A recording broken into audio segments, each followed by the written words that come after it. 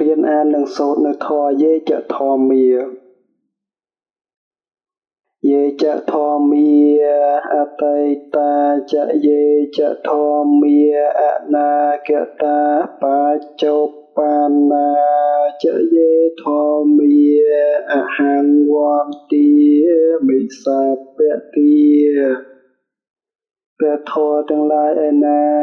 ដែលជាធម៌របស់ព្រះសម្មាសម្ពុទ្ធដែលនិព្វានកន្លងទៅហើយក្តីព្រះធម៌ទាំងឡាយឯណាដែលជាធម៌របស់ព្រះសម្មាសម្ពុទ្ធនឹងមានមកក្នុងកាលខាងមុខក្តីព្រះធម៌ទាំងឡាយឯណាដែលជាធម៌របស់ព្រះសម្មាសម្ពុទ្ធទ្រង់ប្រឌិស្ថានទុកក្នុងកាលសពថ្ងៃនេះក្តីខ្ញុំព្រះករុណាសូមក្រាបថ្វាយបង្គំនៅព្រះធម៌ទាំងឡាយនោះគ្រប់កាល